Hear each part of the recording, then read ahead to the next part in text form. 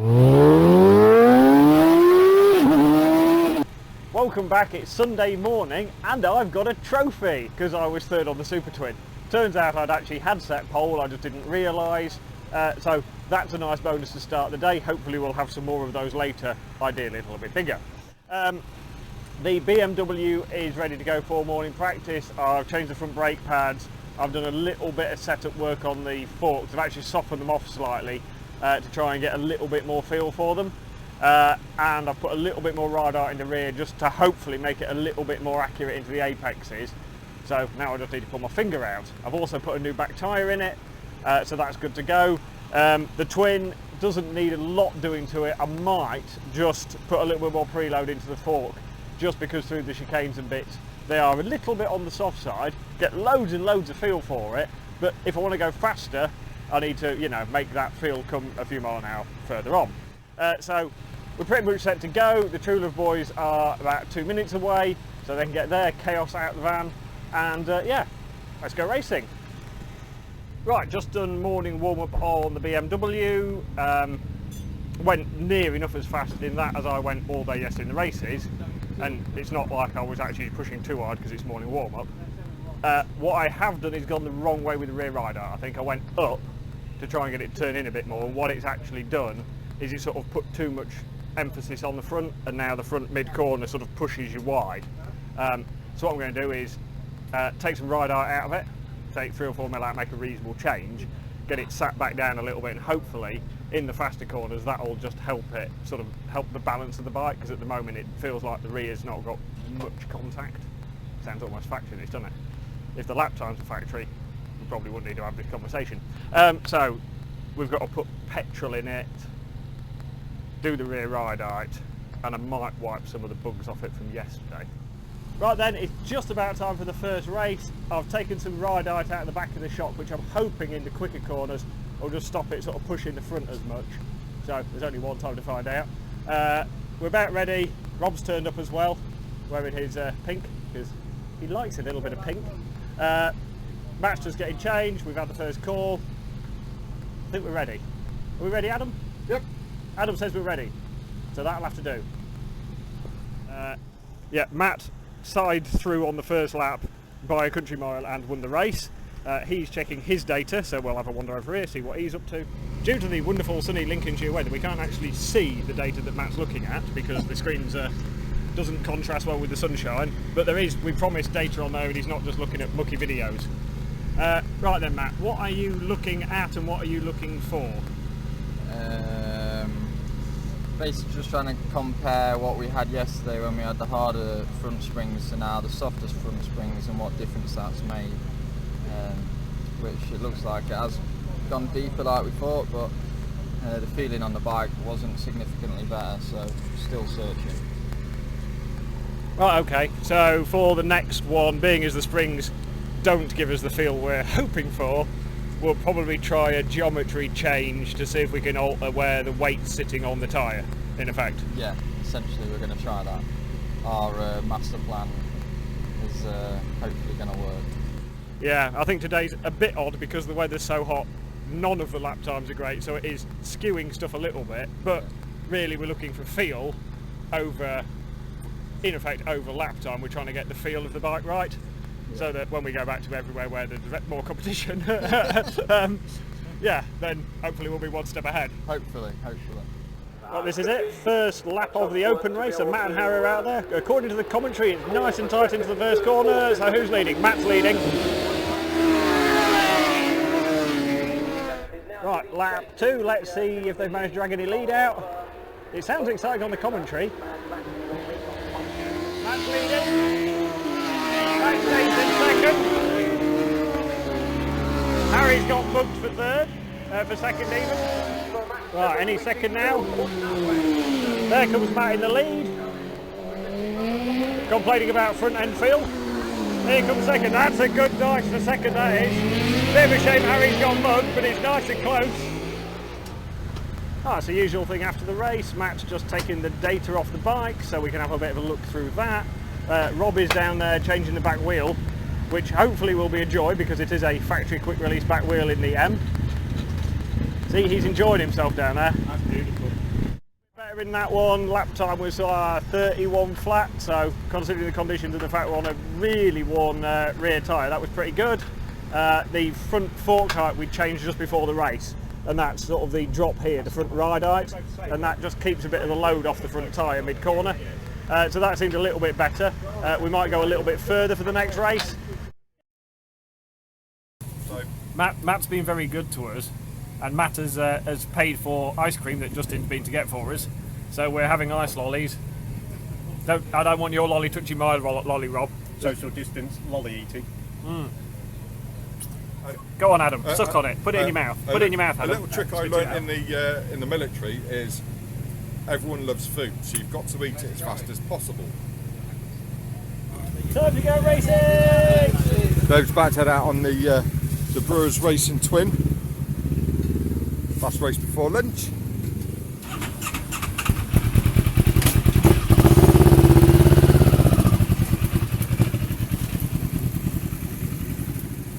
Yeah, that was good fun on the Twin. I think I was third again. Got a better lap on the last lap, sort of mid 41s, and I messed up the chicane. I was sort of trying to push on a little bit and didn't get me last gear changing in time before on the way in, so I took it on the way out and probably cost myself half a second. But no, I enjoyed that. I've got the bike good enough now that I feel like the bike can go quicker, definitely. I just need to pull my finger out, really. So no, I enjoyed that. It was a good race. Dive bombed a couple of 600s on the brakes into Mansfield both times. And to be fair, the second one, I didn't expect to be passing him. It was sort of, I hit my normal braking marker and he braked earlier than I expected. It was like, oh, we'll be going underneath then. So yeah, that was a bit of a laugh. Yeah, no, good fun that, good fun. There's just been a tannoy message for people who have got trophies to go and collect them. That's mostly those two sat over there, because I think half the trophy collection from the weekend is to do with Matt and Harry. Each session with Matt's bike, we've been making changes each session, looking at the data, and actually more this weekend we've been working on the feel that Matt's got for the bike. So the data is nice to sort of back it up, and sometimes you might think like a shock's too hard, and then you look on the data and actually it might be too soft, and vice versa. So the data is really useful, but you've got to have some feel as well. And we have made some changes to the ride heights of the bike, and that we are getting a bit more feel for him. But we tried a different rear spring for that race, and it was too hard. So we're going to go back down to the previous spring, but with a little bit more preload on it, and see if it hooks him a bit better. At the moment, Matt is 0.3 off the lap record for the NG Club. It may not be the most important thing, but it would be quite a nice little, aside to go with the trophies they don't want. So, I'm going to take the shock back out of the bike, change the spring on it, change the preload on it, put it all back together. Right, I have my big tool in my hand. Technically, I have Matt's big tool in my hand. So, crack that off. We need a ratchet.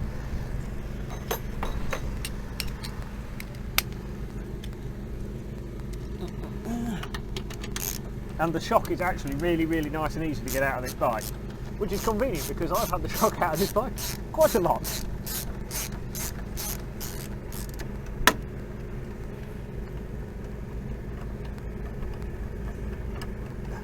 I'm using the patented foot under the wheel technique to keep the load off the wheel.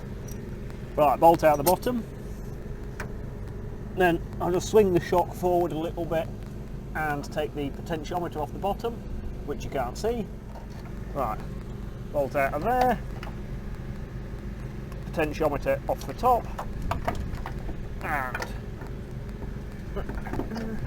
out comes the shock. So, to the spring compressor. This is relatively straightforward.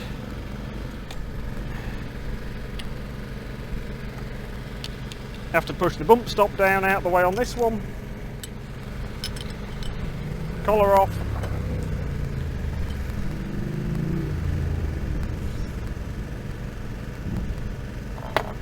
Right, and that's nice and free, but it doesn't go past the potentiometer mount, so I have to take the shock bottom off. What I've done is I've purposely left the nut in the same place, so when I put it back together I know the ride height's right, because my ride height measuring tool isn't here yet, my shock length measuring tool. Right, one spring off, Get the dirt in there, get the numbers. It's always useful if you can read the numbers on it. A bit more. More. Quite a big adjusting collar on this, so you have to pump it up a long way, which means there's a lot of pressure. Right. About there.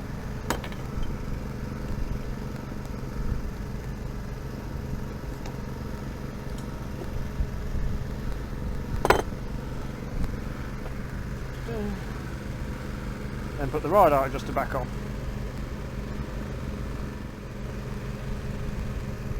And you can see the bits of the potentiometer mount line up, so we are in the right place. Give that a bit of a nip.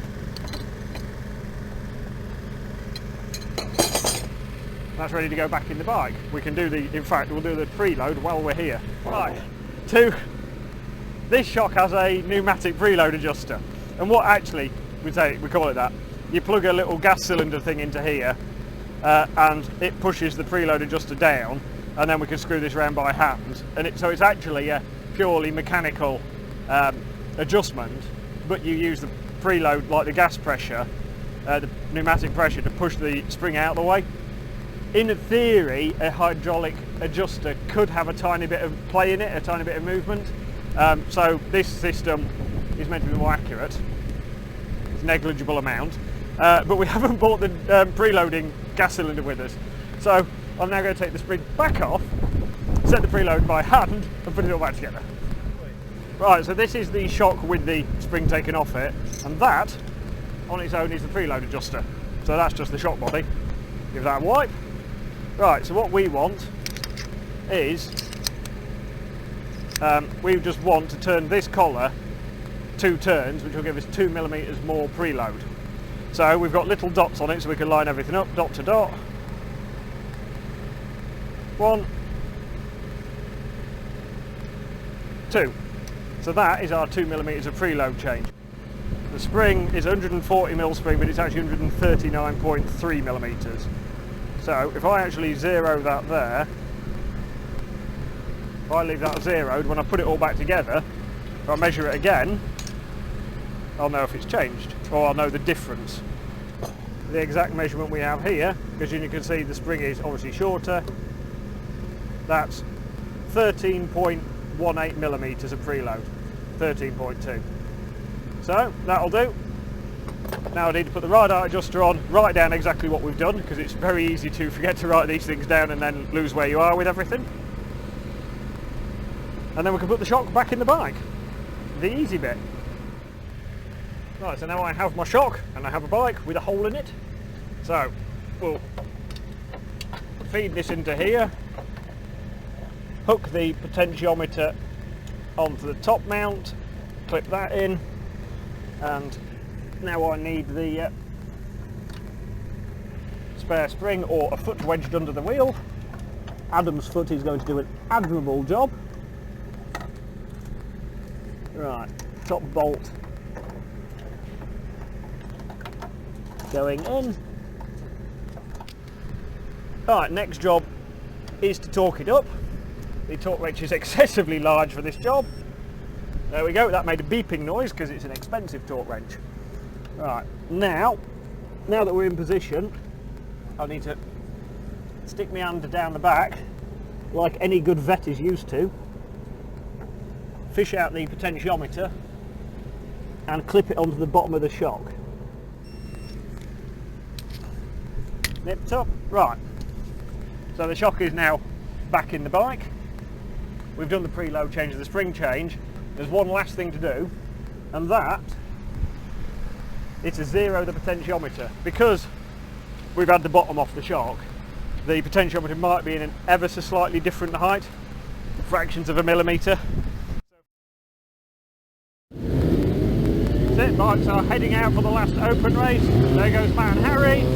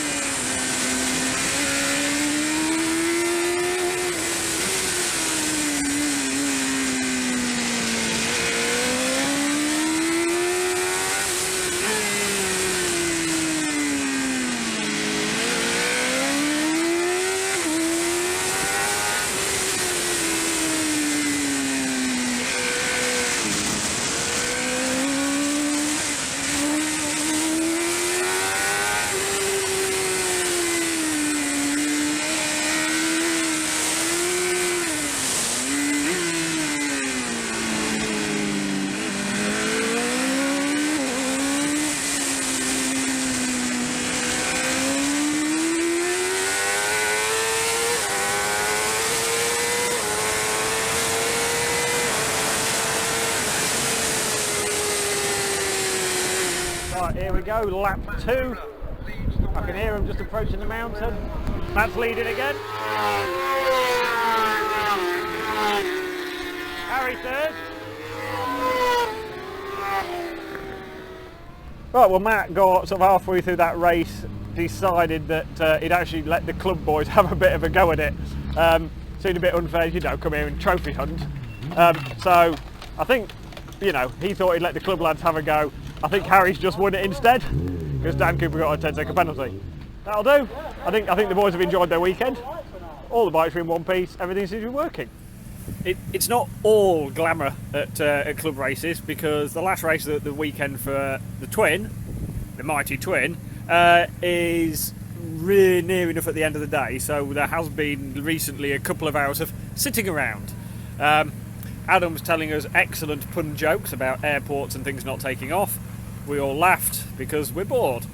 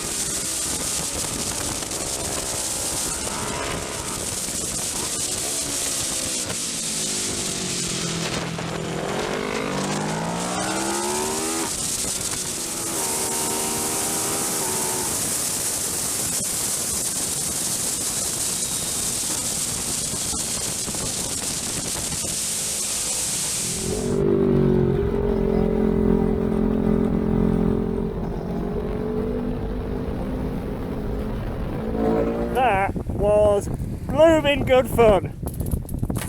Actually got a decent start this time by just banging on the limiter and murdering the clutch out of it. And it just got me up with the other two twin lads. And we had a proper dice. Yeah, that was great fun. Just lap times were a bit easier. It's nice to be in a battle. Second, but in the fight. So, yeah, that was good fun, that was. That's it for the racing at Cadwell Park. It's been chuffing good fun. The Truelove boys have been on form. I've been going okay. I've had an absolutely whale of a time on the little twin. Got a trophy from every race I've been in. The lads have been brilliant coming and helping. It's thumbs up, and we're back soon.